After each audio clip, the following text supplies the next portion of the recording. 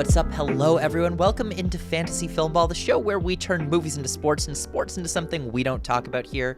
My name is Matt. My name is Dyl, and today we're rounding up our above-the-line predictions before Tiff kicks off. And I want to apologize up front. My audio is going to sound a little bit weird today. My microphone just doesn't want to connect, so next time that you see me after Tiff, I'll have a new mic and hopefully a new set behind me. But we are recording this on September 3rd, so keep that in mind while watching. There's going to be a few films that we talk about today that have premiered since talking about them, so don't run to comments and be like, oh my gosh, Queer is this or Joker is that, because we know we're keeping up. We just recorded this a little bit ahead of time. I think the only thing that's like really big to talk about that's going to be premiering in the fall festivals that hasn't premiered as of talking about this but may have premiered by the time the video comes out is Joker. We still don't have those reactions, but we have basically everything else, I believe. I'm really excited to get down and dirty into this. We're going to talk director, we're going to talk screenplay, something we haven't talked about for quite a while.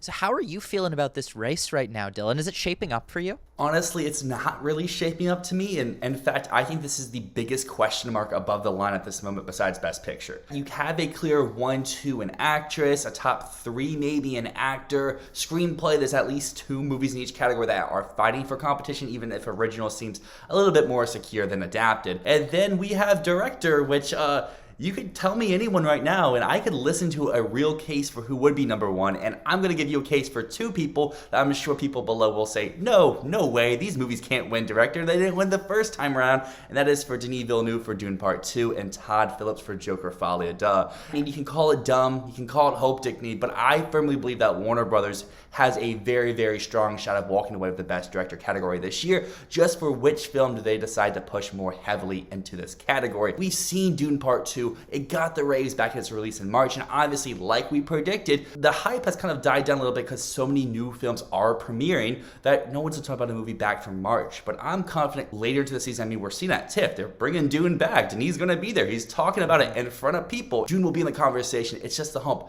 Will they nominate him this time around? Will they award him for Part 2 and not Part 3? And then, like Matt mentioned, Joker, reactions are probably out by the time you're watching this, so I'm going on the implication that Joker, it's great, people love it. Visually, it seems like a step up across the board, the cinematography, the production design. If this becomes the real tech sweeper instead of Dune, I mean, Todd Phillips has a great case to win director. He got the keys to the club first time around for Joker, so it's like, hey, you've been here now once, we liked it, we really love this, so now we're giving you the Best Director prize. While I do think both of these guys make a lot of sense to be directing wins, big technical players, they are across the board, well-made movies from auteur directors, but outside of Christopher Nolan last year, when is the last time a blockbuster won Best Director? Because it's 2013 with Alfonso Cuarón for Gravity. At that point, it seemed like director and cinematography were completely linked, and it was kind of that way all the way up until like 2019, when almost every year the director winner would also win cinematography. But for the past few years, look at the directing winners. It's been Bong Joon-ho, Parasite, Chloe Zhao, Jane Campion, as well as the Daniels. Of course, last year, Christopher Nolan, Oppenheimer, which is the best case that you have for Villeneuve or Todd Phillips. But the fact of the matter, in my opinion, is Joker and Dune are not Oppenheimer. They are not that level of sensation that can push a blockbuster filmmaker to an Academy Award. With the way that the director's branch has been moving over the past few years, the way they've been trending towards artsier and artsier picks, last year nominating both Justine Triet and Jonathan Glazer over other much safer filmmakers that would have been hits in the past with the director's branch, like Greta Gerwig or Alexander Payne for The Holdovers. My gut is telling me that both Todd Phillips and Denis Villeneuve will miss the directing lineup. Like he said, the director's branch is changing each and every year. However, this year, I think all the strongest Best Picture winner contenders don't really fill this director lineup, and that's why I think we had to go back to a year like Jane Campion. Coda wasn't winning director, didn't even get nominated for director. We could see that this year with Sing Sing. We could see maybe even Anora, if that's the Best Picture winner. That's when they go for something more grand, something more tech heavy, something more in your face, and I feel like Villeneuve, Phillips, they have all the chips here here. It's just, will the branch embrace them, or will they go for someone much more artsier, like you said? Exactly, and I can really see one of the two make it, but I can't see them coexisting in the category. But if we want to talk spectacle, we want to talk big movies that we're hearing are just everything you could hope for in a film. Something being compared to The Godfather. Brady Corbet for The Brutalist. Now, of course, I'm still hesitant on this one because as of talking about this, this still does not have distribution. It is a 3.5-hour long movie shot on VistaVision 35mm, screened on 70mm film. Apparently, it is a goddamn masterpiece being raved across the board, but it's still without distribution. Do you not have it in your top 5 because of the distribution thing, or are you missing it for a different reason? That's my main reason for not including it into my top 5 is who's the distributor? Is it someone's number 1 priority? Is it someone's number 2? But that type of film still can miss a director lineup unless it's strong enough to get into the best picture race. So for me, I'm gonna be holding off on The Brutalist in all my categories, but if it gets picked up by someone, if it's their number 1, if it's their number 2, then I could see it maybe in director. Like I said last year, Zone of Interest, if you're in director, you're in best picture. So you would have both those nominations. I think that Adrian Brody comes along, and then a handful of technical categories as well. But for right now, I'm having it just on the outside of all these categories in like that 6 to 10 range where like if it gets picked up, if it's strong, moves on in. If it's not, it holds out. On the other hand, I've shot this film up to number 1 in Best Director. I think it's going to take 5 Academy Awards. I have it slotted for Director, Supporting Actor for Guy Pearce, Score, Production Design, and Cinematography. It just sounds like everything we've been missing in American cinema. I understand the caution of not wanting to put it in without a distributor. And what you're saying of, you know, whatever distributor gets it, are they going to prioritize it? No matter who gets it, this is the type of film that instantly becomes their number 1 priority. No matter what else they have, this is their new front runner. Whether Focus gets it, that sidelines Conclave. If Searchlight picks it up, bye-bye A Complete Unknown. I was also, like you, holding off on putting it into different categories, but then I really thought about the logistics of someone purchasing this film and choosing to wait. And it just made no sense. Someone will buy this movie. It is the biggest film coming out of Venice. It has the most buzz, a ton of publicity. It's likely to win the Golden Lion. Those types of movies get bought. You don't leave that on the table. It's getting Oscar buzz. And because of that, that is an instant marketing campaign coming in. If someone were to purchase this film and sit on it and sit on it and sit on it and sit on it and release it next year, that instantly diminishes the value of the product. It means that all of that buzz is gone. I have no doubt that someone will purchase this film because this could be a huge contender this year, but it will not be next year. So that's my logic around putting it at number 1 in a bunch of categories, putting it at number 2 in the Best Picture race just behind Anora. I don't see any world where this goes undistributed. I think this is likely to be a December limited, January or February wide release. It has everything it needs to be a Best Director winner. It sounds like it has the ambition. It sounds like it has the scope. What I was saying earlier in the year when I was really on the Megalopolis train, saying people are craving this type of classic American film from someone like Francis Ford Coppola. Brady Corbet just entered the race to give us what we all wanted Megalopolis to be. We always love to talk about stats here on the channel, and again, excluding Christopher Nolan's Oppenheimer last year, this Best Director category has been giving it to first-time nominations in recent time. I mean, we have Everything Everywhere with the Daniels, we have Chloe Zhao of Nomadland, Bong Joon-ho of Parasite, and so like he fits right into this category, and I do agree, it has all the makings of a potential winner, definitely of a potential nomination. I think the other biggest hurdle for this film picking up distribution is going to be the length, and it's going to be the format, like you were alluding to there, is because you can't just pick up this movie and show it in like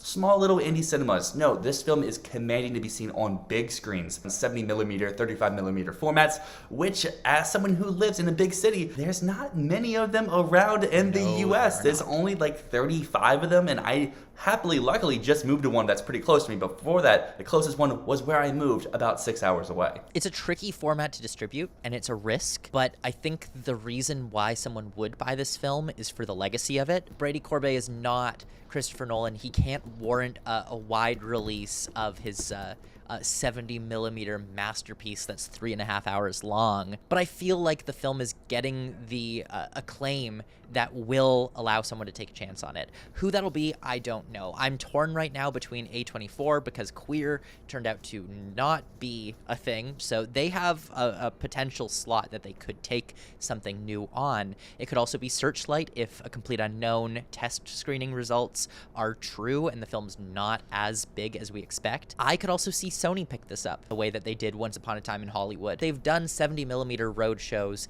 in the past, so we could see that. I think Amazon MGM is a little bit too busy for it, but they did do Licorice Pizza a few years ago, and that one also screened 70 millimeter. We'll have to see who ends up with this film. I just know someone will end up with it. I don't see the point of doomering and saying this movie's gonna go undistributed. No, that makes total sense, and I'm there with you. Someone's picking up. I just want to see who picks it up because, like, it can be someone's number 2 and be successful. Searchlight has shown we can get 2 movies if we try. So, like, if it goes there, I think it works. But would it be against A Complete Unknown? Would they not prioritize the film that people are calling a masterpiece over another musician biopic? I think that would be a very, very interesting question to see once, I guess, we lay eyes as a whole onto both of these movies. I guess so. I see it on Friday, so I'm so excited. The other person that I'm looking at in Best Director right now fits into the trend that we've seen in the past few years, where the director's branch is moving away from nominees like Villeneuve, like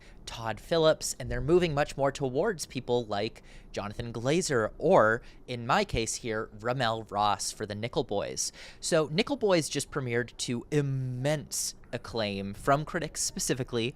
I think it's a little bit more mixed when it comes to audience reception, but critics love this movie. This is going to be likely a trifecta winner. What we were saying all year long of elevated Oscar bait and how Nickel Boys being directed by an experimental filmmaker like Ramel Ross means that it's going to be so much more interesting, so much deeper than something like, for example, Till from a few years ago, which is a similar quote-unquote black trauma film. But this one sounds like an art piece. They're taking this Pulitzer Prize-winning novel and they're largely shooting it in POV, so that brings into question the idea of subjective perspective when looking at trauma, when looking at the crimes of the past, and when looking at truth and reconciliation for these events. It's all the perspective from which you're viewing it. This sounds exactly like the type of movie that the director's branch has been going for more and more and more. A very intellectual gimmick of a film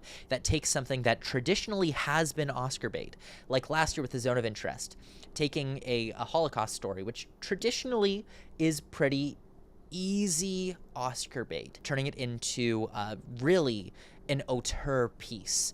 And this seems to be doing the exact same thing. The comparison to Zone of Interest is perfect here because the initial reactions to Nickel Boys were exactly what you're saying. The direction, it's so great, it's so good, but is it a picture player? I'm not really sure. And last year we had this conversation, not just us two, but the whole Oscars discourse. Jonathan Glazer, locked for nomination. Best Picture though, I don't know about that. And I was always saying, if you're in director in a year 10, you have to be in Best Picture. I think Nickel Boys are going to be another example of that this year, where I think if it gets this Best Director nomination, it could be number 4 or number 5 in the category, that automatically makes it top 10 in Best Picture. Even if it has divisiveness reactions, those people who really love it are going to be putting it at number 1. If Nickel Boys is a trifecta big winner like you're talking about here, and if Amazon plays their cards right like they did for American Fiction last year, we could be looking at another surprise breakout film that people aren't really expecting, but come nominations morning, come Oscars night, is taking something away that people just weren't predicting at all. Something that I'm feeling with this that makes it feel a little bit stronger than Zone of Interest was at the time that those reviews came out is that this sounds like a pretty traditional screenplay. It sounds like they are really, really using the Colson Whitehead novel. It sounds much more friendly than Zone of Interest, which was largely plotless. It really was an experimental art piece. Nickel Boys sounds less alienating than that. It sounds like the shooting style is incredibly alienating, but the writing brings you right into it. Everyone says every year, oh, you need to have an international nominee. The branch is changing. They're favoring these type of nominations, which is true. We've seen it in the past, like with 2023, with Triangle of Sadness. Ruben Östlund is an international auteur, but his film is primarily in the English language. Rommel Ross is international, but he would fit into these sensibilities and of these likings of what that nomination would be. But to do some people that are of international descent, this film is not in English, but Emilia Perez, Jacques Audiard. The reactions initially weren't saying director, but it is Netflix. Netflix knows how to campaign. We have seen so far that people who do see this movie tend to really like it. And maybe it's one of those nominations that hits at all the precursors but misses at the Oscars, but it also could be an Oscar-nominated directing role at the end of the day. There's always so much talk about this. What is our international film? There doesn't need to be an international film. That slot doesn't need to be occupied by someone who's not American. It doesn't have to be occupied by a film not in the English language. What it does need to be occupied by is an auteur filmmaker. It just so happens by coincidence that those films typically tend to be European or Asian productions because there's more grants for artists out there. There's more state funding. You can make a movie like Drive My Car in Japan. You can make a movie like Triangle of Sadness in Sweden because those countries have systems that really benefit artists over commercial filmmakers. America doesn't have that system. You have to make stuff for a commercial audience. So it's much rarer that we see these big prestige films which are completely 100% auteur driven. Now that said, I do have both Rommel Ross and Jacques Audiard in for Emilia Perez, but I don't really consider Audiard to be the international contender as much as I do Rommel Ross, which is counterintuitive because one of the films is French and one of them is an American film. Audiard's film is not highbrow whatsoever. The highbrows at Cannes hated the movie, but you know who loves it? General audiences. Telluride loved the movie. This could be a top 3 placer at TIFF, and it reminds me less of the typical international contender that we see in this category, less of Zone of Interest, less of Anatomy of a Fall, and it reminds me much, much more of All Quiet on the Western Front. That was the international contender that year because it was in German, but that wasn't the international contender. That was much more of an American style film than Triangle of Sadness, which happened to be in English. I feel the same way about Emilia Perez.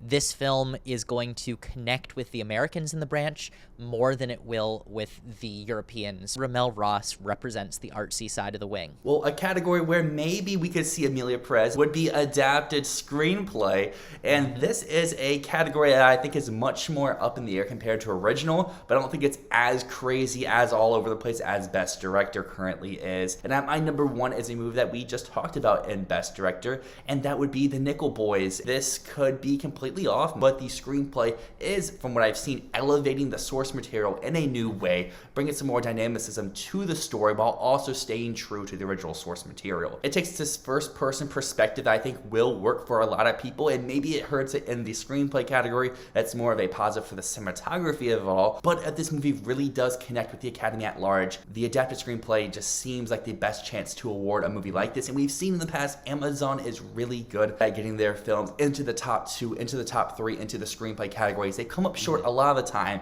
but they're on a 2-year stretch right now of Women Talking and with American Fiction. Maybe they continue it here with year number 3 of The Nickel Boys, but there is some other good competition out there currently. I worry that the approach taken in the direction will be alienating to some of the more casual voters, some of the less highbrows who might look at it and go, what the hell was that? I'm going to need to see the film to fully understand how much of it feels like Oscar bait and how much of it feels like the Zone of Interest, the thing that we keep going back to with this film. There's no world where Zone of Interest would have won Best Adapted Screenplay. It does not matter what the competition was in that category.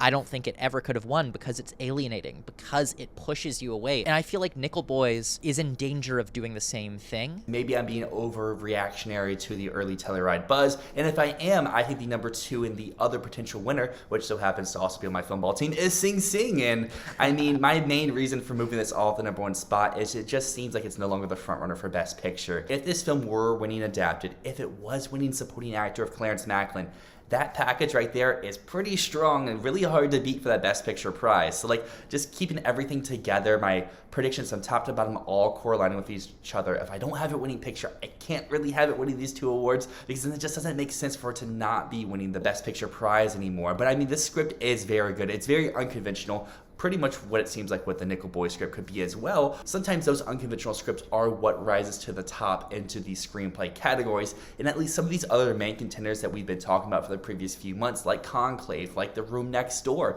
they're seeming to drop lower and lower down the list due to not hitting the highs that some people may have wanted, and I feel like these two movies have the advantage of being from much stronger contenders than those two other films are. When we talk about Sing Sing, the thing that we need to talk about is A24 absolutely botching its release. I don't think they ever got past 200 theaters, did they? They have not, but it doesn't seem like it's currently losing theaters either. It's currently like week 5, week 6. It's still only in 158 theaters nationwide, which seems so low, especially for a film that they said was going wide at the beginning of August, and we're in the beginning of September, and it's not wide yet. Yeah, you can't call less than 200 theaters wide. I think the technical definition for wide is like 600, even if most box office people consider wide to be 1,000.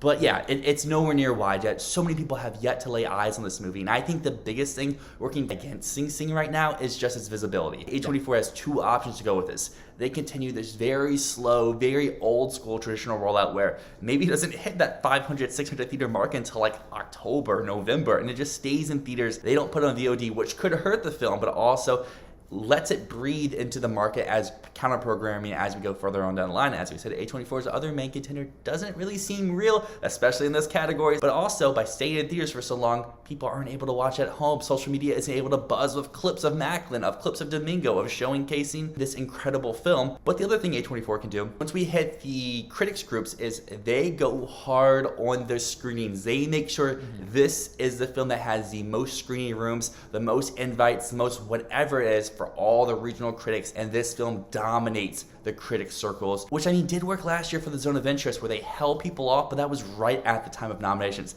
The biggest negative against Sing Sing right now is the film came out in August, and if you're trying to copy Past Lives, but Past Lives still hit 600 theaters by September. And it was on video before TIFF. So I don't really know what they're doing with it, but I don't think this is a death spell like a lot of people have been saying so far. I think the biggest thing this movie was always riding on is going to be those critics groups. It is going to be the Golden Globes and the CCA, which I mean, all of those more focused on critic screenings more so than people going out to the theater to pay for this movie, because this movie was never going to make more than like 5 million domestically. I mean, it's made 1 right now, but it was never going to be this huge box office hit. I think the people who need to see it are the ones who have seen it. The thing I'm more focused on with this is that the argument for the film was, yes, critics groups, but it was also that this is going to be an audience darling. It's going to be a word-of-mouth sensation, and they haven't let the word-of-mouth grow because they're not showing it anywhere. They're treating it like it's the Zone of Interest and not showing it to anyone. They should be trying to build this into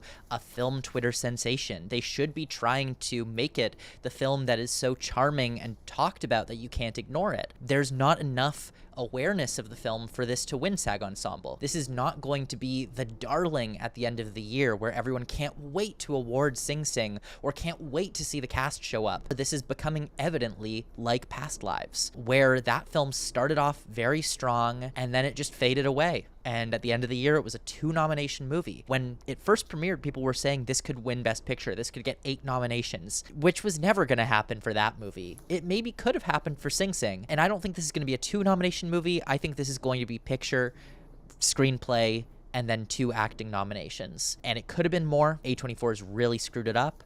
And it's possible that they're thinking, well, we'll re-release the film later in the year and get attention on it when people really need to see it. But I think it's really clear that they fumbled the release, and I don't know how they can come back from that. We did a tier list of all the studios in terms of the Oscar campaign, and we had a little bit of disagreement about A24. I said they should be like C, B. You had them a little bit higher than me, and I think that Sing Sing is kind of backing that up because I've always believed that A24 succeeds when they have additional help, when they have social media pushing their movies for them, where they're not having to do everything themselves. We saw that with Everything Everywhere. It was the People's Champ that year. You couldn't go anywhere. It was A24, Everything Everywhere, craze. And then the same thing happened with The Whale and Brendan Fraser. Then last year, we saw them try to be like, oh, we're not going to really do as much. We'll just put Past Lives out. Other people do stuff for us. And it didn't really work. And they did it with Zone of Interest, but a lot of people at the end of the year came for the Zone of Interest. So critics went hard. And I feel like they're trying to do the Zone of Interest strategy, but with the Past Lives release date,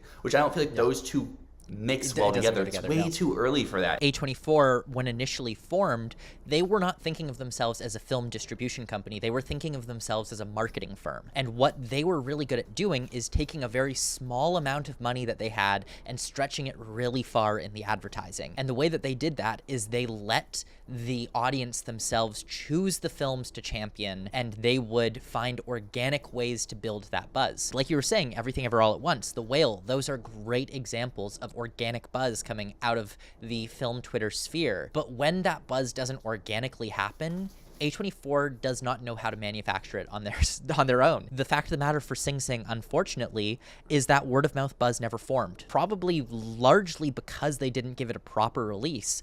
But also, it's just not the type of film that you can meme on the way that you did with The Whale, the way that you did with Everything Ever All at Once. We both have Dune Part 2 and Joker as our 4 and 5 in the screenplay category. I've definitely been called out for this being a bad prediction. Why would they nominate 2 blockbusters? Specifically, why would they nominate a musical blockbuster like Joker Folie à Deux?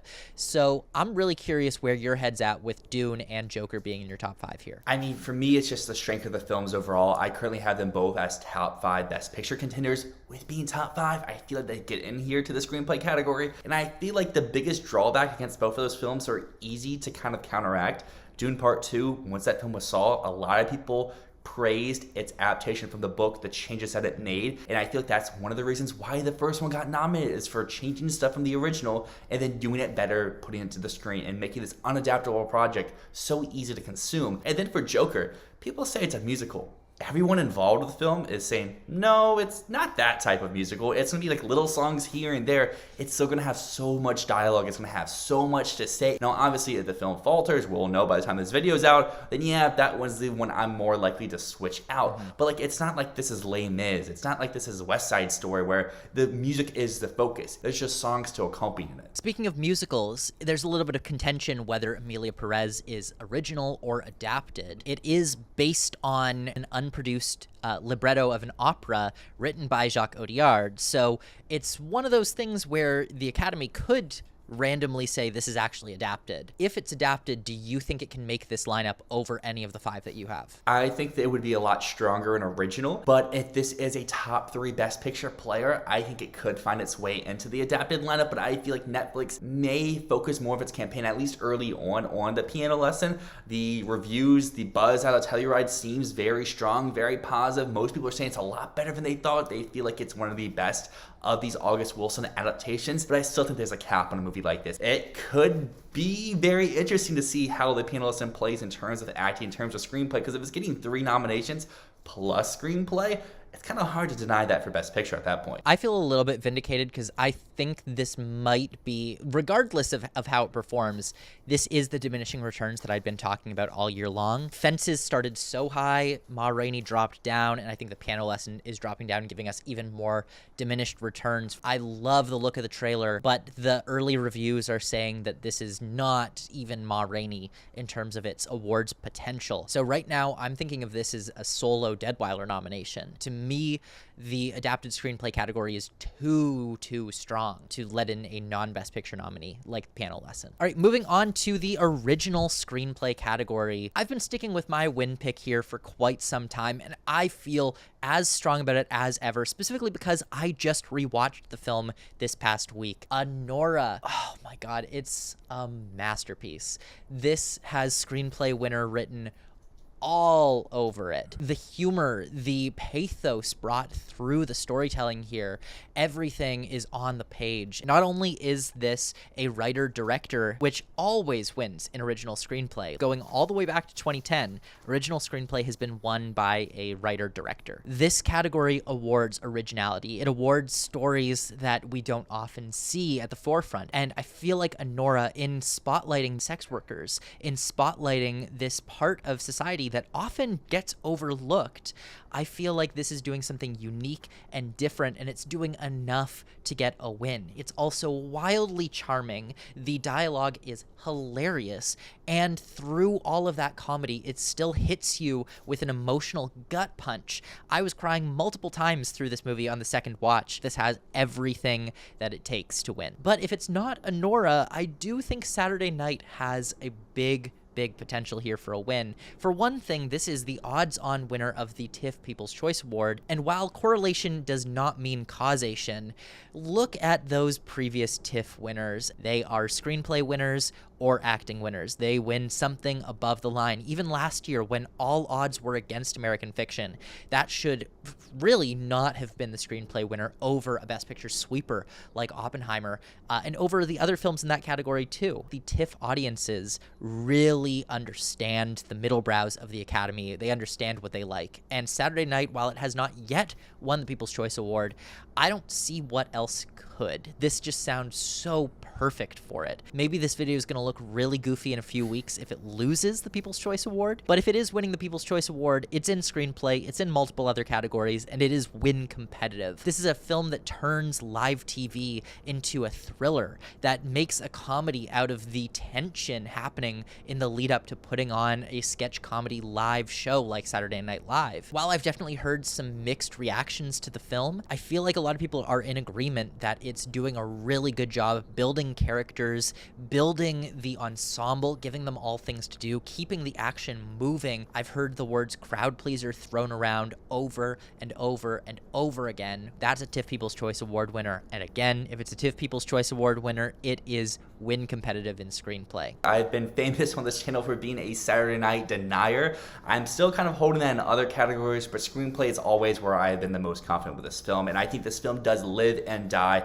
based off of the audience reaction. We've seen the critics at Telluride, we've seen the pundits see it. Some really like it, some really hate it. I think TIFF is where this film makes it stand. If it is People's Choice #1, because I think this film places no matter what. But if it's #1, this movie's for real, it's in Best Picture, it could even win Original Screenplay. If it's #2 or #3 to maybe the likes of Nora, maybe the likes of Emilia Perez, maybe something completely different that comes out of nowhere like American Fiction, then I think it's just a solo screenplay nomination. But I'm going to hold off until it wins People's Choice to throw it in a picture. I almost did this past weekend. I put it at number 11, so it's almost at number 10, but I'm holding off because there's just so much around this film that maybe I'm alone in feeling, but there's just so many red flags to me where, like, I get why people are jumping for it, but also I get all the reasons to, like, hold off and hesitate on the film. I would understand the red flags if the film hadn't premiered yet, but it's premiered. It has very solid reviews. It's being called a crowd pleaser, and it's about something that middlebrow voters are going to love.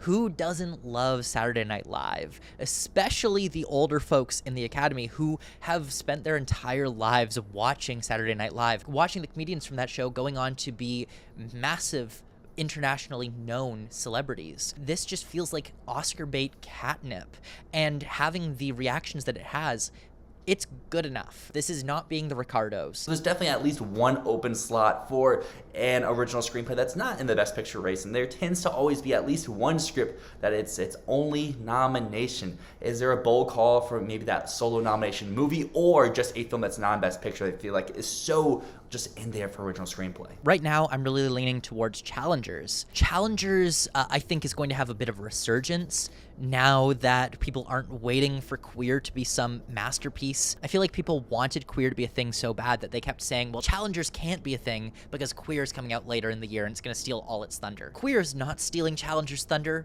Challengers is going to stay Luca's big film of the year. Like I keep saying in every video, passion doesn't disappear, and while Challengers might not be the big push for Amazon MGM, they might not be funneling all their money behind it, this is a weaker category, it's a shallower field, there are less Best Picture nominees in the Best Original Screenplay category, and in a year where Challengers got great reception and Queer got solid but not great reception, Justin Kuritsky's is an easy person to award, to give a nomination, to say you did really well this year and we'll give you a nomination for Challengers. One thing people overlook for Challengers prospects is last year Amazon MGM, they had American Fiction. They didn't stop pushing Saltburn. They tried to make Saltburn happen. The biggest thing against Saltburn was people didn't really love this movie from top to bottom the way that people seem to love about Challengers. And you can say the same thing for Air as well, even if Air just never really had a shot to begin with at the end of the day. Air is not Challengers, and Saltburn is not Challengers. Challengers is a different thing entirely. They're not going to forget about the movie, and at the end of the day, this is a good, easy category for it to fit into. Well, that's going to conclude our final video before TIFF kicks off of these above the line categories. Obviously, we can't talk about every movie, so let us know down below any questions you may have, any nominations, anything like that. Get them in before TIFF kicks off, and we would love to answer them. But until next time, my name's Dyl. And my name's Matt, and this has been Fantasy Filmball.